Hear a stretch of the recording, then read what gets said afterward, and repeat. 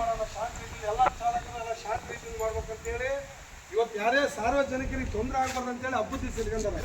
ಯಾಕಂದ್ರೆ ಮಾಮೂಲು ದಿವಸದಲ್ಲಿ ಮಾಡಿದ್ರೆ ಆಟೋ ಚಾಲಕರಿಂದ ಆಸ್ಪತ್ರೆ ಹೋಗೋರು ಎಲ್ಲರಿಗೂ ತೊಂದರೆ ಆಗ್ತದೆ ಅಂತೇಳಿ ಈ ದಿನದಲ್ಲಿ ಬಹುಶಃ ಯಾರು ಆಟೋದಲ್ಲಿ ಅಡ್ಡಾಡಲ್ಲ. ಹಾಗಾಗಿ ಇವತ್ತು ನಮ್ಮ ಆಟೋ ಚಾಲಕರ ಅಧ್ಯಕ್ಷರು ಮಂಜುನಾಥ್ ಅವರು ಈ ಒಂದು ಕರೆಯನ್ನು ಕೊಟ್ಟಿದ್ರು. ಎಲ್ಲ ನಮ್ಮ ಆಟೋ ಚಾಲಕರು ಹೆಚ್ಚಿನ ರೀತಿಯಲ್ಲಿ ಬಂದಿದ್ರಿ. ಶಾಂತಿ ರೀತಿಯಿಂದಾಗಿ ನಮ್ಮ ಸ್ನೇಹ ಪೆಟ್ರೋಲ್ ಬಂಕ್ ಮಾಲೀಕರಿಂದ ಹಲವಾರು ವಿಷಯಗಳು ನಮ್ಮ ಅಧ್ಯಕ್ಷರು, ನಮ್ಮ ಕಾನೂನು ಸಲಹೆಗಾರರು, ನಮ್ಮ ಹಿರಿಯರಾಗಿರ್ತಕ್ಕಂಥ ಯಾವತ್ತು 20 ವರ್ಷದಿಂದ ನಮ್ಮ ಬೆನ್ನೆಲುಬಾಗಿ ನಿಂತಿರ್ತಕ್ಕಂಥ ನಮ್ಮ ತಿರುಪತಿ ಶೆಟ್ಟಿಯವರು ಸರ್ ಅವರು ನಿಮಗೆಲ್ಲ ಸಲಹೆ ನೀಡ್ತಾರೆ. ದಯಮಾಡಿ ಎಲ್ಲ ನಮ್ಮ ಆಟೋ ಚಾಲಕರು ನಮ್ಮ ಅಧ್ಯಕ್ಷರು ಯಾವ ರೀತಿ ನಿಮಗೆ ಸಂದೇಶವನ್ನು ಕೊಟ್ಟಿದ್ದಾರೆ ನಮಗೆಲ್ಲ, ನಾವು ಶಾಂತಿ ರೀತಿಯಿಂದ ಯಾರಿಗೂ ತೊಂದರೆ ಆಗದಾಗೆ ನಾವೊಂದು ಧರಣಿ ಮಾಡೋಣ ಅಂತ ಹೇಳಿದ್ರು. ದಯಮಾಡಿ ನಮ್ಮ ಆಟೋ ಚಾಲಕರು ಯಾರು ಅಸಭ್ಯ ವರ್ತನೆ ಮಾಡಿದಾಗೆ ಅಧ್ಯಕ್ಷರಿಗೆ ಒಂದು ಮಾತಿಗೆ ಬೆಲೆ ಕೊಟ್ಟು ಇಲ್ಲಿ ಅವ್ರು ಮಾತಾಡ್ತಾರೆ. ಅಧ್ಯಕ್ಷರು ನಮ್ಮ ಕಾನೂನು ಸಲಹೆಗಾರರಿದ್ದಾರೆ, ಏನು ಸಮಸ್ಯೆ ಇದೆ ಎಲ್ಲ ತಿಳ್ಕೊಳ್ಳೋಣ. ಅವರು ಸ್ನೇಹ ಪೆಟ್ರೋಲ್ ಬಂಕ್ ಮಾಲೀಕರು ನಾನು ಒಂದೇ ಒಂದು ಪರ್ಸನಲ್ ರಿಕ್ವೆಸ್ಟ್ ಮಾಡೋದಂದರೆ CNG ಇಲ್ದಾಗ diesel petrol bunk diesel petrol super ಇಲ್ದಾಗ ಅವ್ರು ನಿಲ್ಲಿಸ್ಬೋದಲ್ಲ. ಯಾಕಂದರೆ ಇದರಲ್ಲಿ ಕಡಿಮೆ ಹೋಗ್ತದೆ ಅಂತ ಹಂಗೆ ಮಾತಾಡೋದು ಗೊತ್ತಿಲ್ಲ. ನಮ್ಮ ಅಧ್ಯಕ್ಷರ ಬಗ್ಗೆ ಸಲಹೆ ನೀಡ್ತಾರೆ. ಈಗ ತಾವೆಲ್ಲ ಕುರಿತು ಮಾತಾಡೋಕ್ಕೆ ಅವಕಾಶ ಕೊಟ್ಟಿದ್ದಕ್ಕಾಗಿ ಎಲ್ಲರೂ ಹೇಳ್ತಾರೆ. ಕುಮಾರ್ ಈಗ ನಮ್ಮ ಆಟೋ ಚಾಲಕ ಸಂಘದ ಎಲ್ಲ ಕಾರ್ಯಕ್ರಮ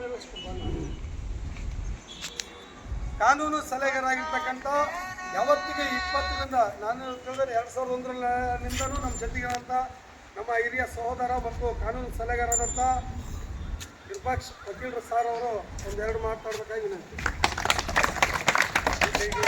ಪಟ್ಟಣದ ಎಲ್ಲ ನನ್ನ ಆತ್ಮೀಯ ಆಟೋ ಚಾಲಕ ಸಹೋದರರೇ ಹಾಗೂ ಆರಕ್ಷಕ ನಿರೀಕ್ಷಕರಾದಂಥ ಪ್ರಕಾಶ್ ಸರ್ ಅವರೇ, ಪೊಲೀಸ್ ಸಿಬ್ಬಂದಿಯವರೇ, ಈ ದಿನ ನಾವು ಈ ಒಂದು ಶ್ರೇಯ ಪೆಟ್ರೋಲ್ ಬ್ಯಾಂಕಿಗೆ ಒಂದು ಹೋರಾಟದ ಮುಖಾಂತರ ನಾವು ಮನವಿ ಕೊಡಲು ಬಂದಿದ್ದೀವಿ. ಇವತ್ತು ಕೂಡ್ಲಿಗಿ ಪಟ್ಟಣದಲ್ಲಿ ಸುಮಾರು 200ಕ್ಕೂ ಅಧಿಕ ಆಟೋ ಚಾಲಕರು ಮತ್ತು ಅವಲಂಬಿತ ಕುಟುಂಬದ ಸದಸ್ಯರು ಈ ಆಟೋದಿಂದಲೇ ಜೀವನ ಮಾಡ್ತಾ ಇದ್ದೀವಿ. ಈ ದಿನ ಮೊದಲೆಲ್ಲ ಪೆಟ್ರೋಲಿಂದ ನಮ್ಮ ಆಟೋಗಳನ್ನು ಚಲಾಯಿಸ್ತಾ ಇದ್ವಿ. ಹೊಸದಾಗಿ ಗ್ಯಾಸ್ ಮತ್ತು CNG ಇಂದ ಬಂದಿದೆ. ನಿಜವಾಗ್ಲೂ ಇವತ್ತು ನಾವು ಈ ಹೋರಾಟದ ಮುಖಾಂತರ ಒಂದು ಅರ್ಧ ತಾಸು ನಿಂತರೆ ಎಷ್ಟೋ ಸಾರ್ವಜನಿಕರಿಗೆ ಕೂಡ ತೊಂದರೆ ಆಗ್ತಕ್ಕಂಥದ್ದನ್ನು ಸಾರ್ವಜನಿಕರು ಕೂಡ ಅವರ ತೊಂದರೆಯನ್ನು ಅನುಭವಿಸ್ತಾ ಇದ್ದಾರೆ. ದಯವಿಟ್ಟು ಶ್ರೇಯ ಪೆಟ್ರೋಲ್ ಬಂಕ್ ಮಾಲೀಕರು ಅದರ ಏನು ಸಮಸ್ಯೆ ಏನು, ನಮ್ಮ ಸಮಸ್ಯೆ ನಮಗೆ CNG ಬೇಕು, ನಿಮ್ಮ ಸಮಸ್ಯೆ ಏನಾದರೂ ಇದ್ದರೆ ನಾವು ಹೇಳ್ರಿ, ನಾವು ಬೇಕಾದ್ರೆ ಶಾಸಕರ ಮುಖಾಂತರ ಮನವಿ ಕೊಡ್ತೀವಿ, DC ಬೇಕಾದ್ರೆ ಮನವಿ ಕೊಡ್ತೀವಿ. ಅದರ ಸಮಸ್ಯೆ ಏನಂತಕ್ಕಂಥದ್ದನ್ನು ನಮಗೆ ತಿಳಿಸ್ಬೇಕು.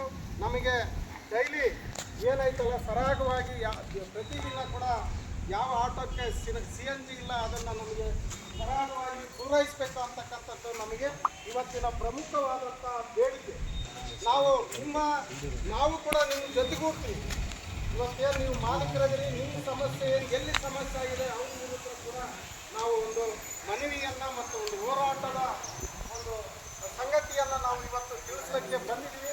ದಯವಿಟ್ಟು ನಮ್ಮ ಮನವಿಯನ್ನು ಸ್ವೀಕರಿಸಿ ನಾವು ಆಟೋವನ್ನೇ ನಂಬಿಕೊಂಡು ಜೀವನ ಮಾಡ್ತಕ್ಕಂಥದ್ದನ್ನು ನಮಗೆ ಹೆಚ್ಚಿನ ಸಮಯವನ್ನು ದಯವಿಟ್ಟು ಕೊಡಬೇಡ್ರಿ ಅಂತ ಹೇಳಿ ನಮ್ಮೆಲ್ಲರಿಗೂ ಕೂಡ ಮಾತಾಡಲು ಅವಕಾಶ ಕೊಟ್ಟಂಥ ಎಲ್ಲ ನನ್ನ ಸಹೋದರಿಗೆ ನನ್ನ ಮಾತನ್ನು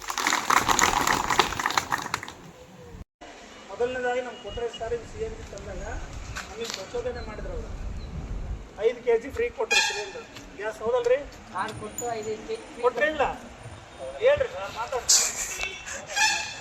ಕೊಟ್ಟು ಪ್ರಚಾರ ಮಾಡಿದ್ರು, ಯಾವುದೇ ರೀತಿಯಿಂದ ನಿಮಗೆ CNG ತೊಂದರೆ ಆಗಲ್ಲ, ಆಟೋ ತಗೊಂಬರ್ರಿ ಅಂತ.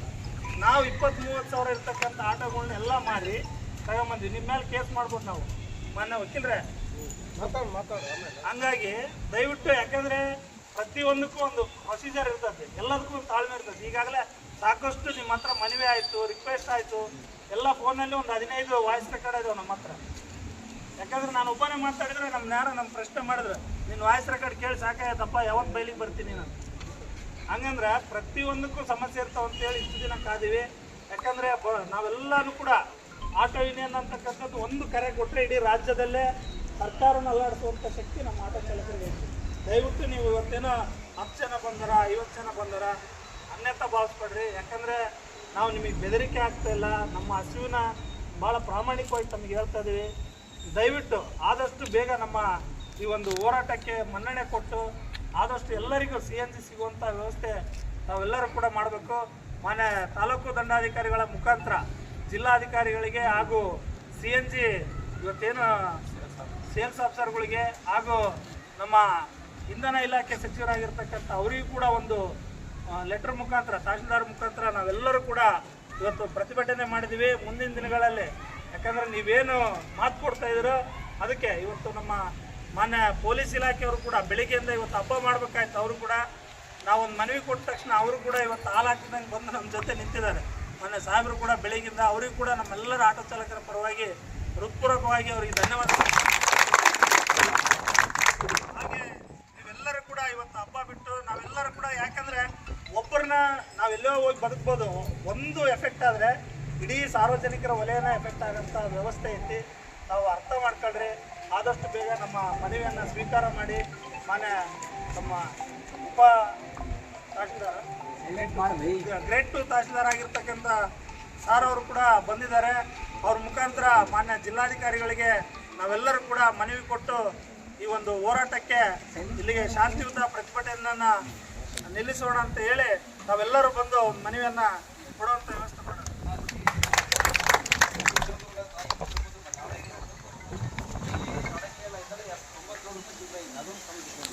ಹರಿಹರ ಅಲ್ಲೆಲ್ಲ ಕಡಿಮೆ ಐತೆ ಅಣ್ಣ, ಇಲ್ಲಿ ಒಂದೇ ರೇಟ್ ಐತೆ. 10 ರೂಪಾಯಿ 12 ರೂಪಾಯಿ ಡಿಫ್ರೆಂಟ್ ಐತೆ.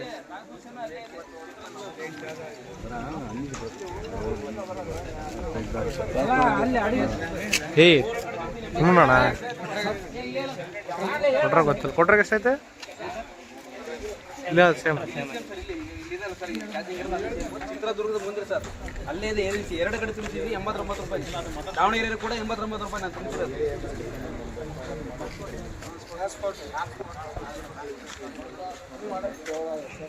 ಹಡಗ್ಲಿ ಕೂಡ ಅದೇ 97 ರೂಪಾಯಿ ತುಂಬಿದೆ. ಅಲ್ಲೇ ಟ್ರಾನ್ಸ್ಫರ್ ಅಲ್ಲ, ಅಲ್ಲೇ ದೂರ ಇಲ್ಲ. ಪೈಪ್ಲೈನ್ ತಾಲೂಕು ದಂಡಾಧಿಕಾರಿಗಳು ಆ ಒಂದು ಮನವಿ ಪತ್ರವನ್ನು ಕುರಿತು ನಮ್ಮ ಹೋರಾಟವನ್ನು ಕುರಿತು ಅವ್ರು ಮಾತಾಡಬೇಕಂತೇಳಿ ನಮ್ಮೆಲ್ಲರ ಪರವಾಗಿ ಆಟೋ ಚಾಲಕರ ಸಂಘಕ್ಕೆ ಜಯವಾಗಲಿ. ಆಟೋ ಚಾಲಕರ ಸಂಘಕ್ಕೆ ಜಯವಾಗಲಿ. ನಾನು ಮೀಟಿಂಗ್ ಕರೆದಿದ್ದೀನಿ. ಮಾನ್ಯ ಜಿಲ್ಲಾಧಿಕಾರಿಗಳ ಮುಖಾಂತರ ನಿಮ್ಮ ಸಮಸ್ಯೆ ಬಗೆಹರಿಯ ಬಗ್ಗೆ ಇವತ್ತೇ ನಿಮ್ಮ ಸಮಸ್ಯೆ ಬಗೆಹರಿಯಲಿ ಅಂತ ನಾನು ಕಳಿಸ್ಕೊಡೋದಲ್ಲ. ದಯವಿಟ್ಟು ಇವ್ರದ್ದು ಒಂದು ಕಡೆ ಮಾಲೀಕರು ಅಧಿಕಾರಿ ವರ್ಗ ನಿಮ್ಗೆ ಇವೆಲ್ಲ ಅಂಡರ್ಟೇಕಿಂಗ್ ಬರ್ತಾವೆ. ಗ್ಯಾಸು ನೀವು ದಂಡಾಧಿಕಾರಿಗಳು ಕೂಡಲೇ ಈ ಥರ ಹಿಂಗೆ ಸ್ಟ್ರೈಕ್ ಆಗಿದೆ, ಕುಂತಿದ್ದಾರೆ, ಜೀವನ ಅನಿವಾರ್ಯ. ಮತ್ತು ಜಿಲ್ಲಾಧಿಕಾರಿಗಳಿಗೆ ತಕ್ಷಣ ಈಗ ವಾಸ್ತವಾಂಶ ನೀವೇನು ಮಾಡ್ತೀರಿ, ನಿಮ್ಮ ಮೆಸೇಜ್ ಹಾಕಿ ಕುಂದ್ರೋದಲ್ಲ. ದಯವಿಟ್ಟು ಇದು ಜಾಗೃತವಹಿಸ್ಬೇಕು. ಇಲ್ಲಾಂದ್ರೆ ಮುಂದೆ ಮತ್ತೆ ನೀವು ಮತ್ತೆ ಎಲ್ಲರೂ ಡಿಸಿನೇ ಇರ್ತಕ್ಕಂಥ ಪ್ರಸಂಗ ಆಗುತ್ತೆ. ದಯವಿಟ್ಟು ನೆಗ್ಲಿಜೆನ್ಸ್ ಮಾಡಬೇಡ ಅಂತಕ್ಕಂಥದ್ದು ನಮ್ಮದು. ಸರ್ ನಮಗೆ 1ನೇ ತಾರೀಕಿನಿಂದ ಪೆಟ್ರೋಲ್ ಹಾಕ್ಬೇಕು. ನೀವು CNG ಏನೋ ನಾವು 31ಕ್ಕೆ ಆಗಲಿಲ್ಲ ಅಂತ 1ನೇ ತಾರೀಕು ಬರ್ತೀವಿ, ನಾವು ಪೆಟ್ರೋಲ್ ಹಾಕ್ಬೇಕು. ಅದೇ ನಮ್ಮ ಡಿಮ್ಯಾಂಡ್ ಅಷ್ಟೇ, ಏನಿಲ್ಲ. ನೀವು ಸುಮ್ಮನೆ ಮತ್ತೆ ಲೆಟ್ರ್ ಕೊಡ್ತೀವಿ, ನಾವು ಸುಮ್ಮನೆ ಹಾಕಿರಿ. ನೀವು ಮುಂದೆ ಆಮೇಲೆ ಇನ್ನೊಂದು ಬರ್ತೀವಿ, ಮತ್ತೊಂದು ವಾರ ಆದಿಂದ ಟೈಮ್ಕಿಲ್ಲ.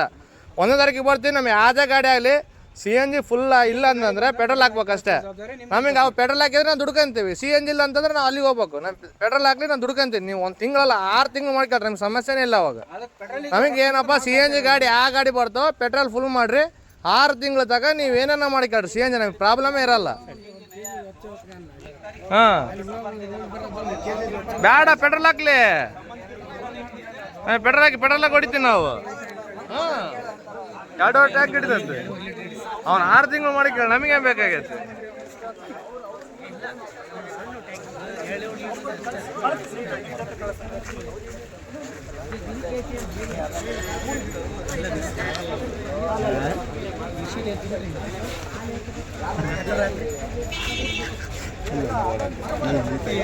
ಯಾರು ಹೋಗ್ಬಾರ್ದು ತಡ್ರಪ್ಪ, ಯಾರು ಹೋಗ್ಬಾರ್ರಿ.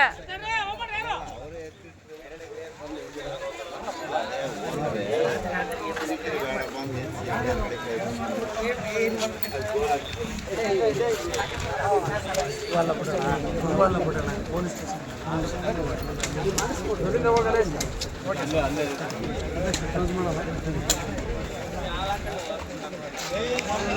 ಬಂದ್ರೆ ಜೆರಾಕ್ಸ್ ಮಾಡ್ತೀನಿ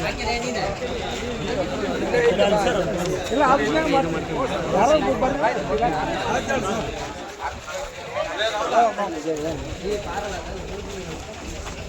ಥ್ಯಾಂಕ್ ಯು ಸರ್.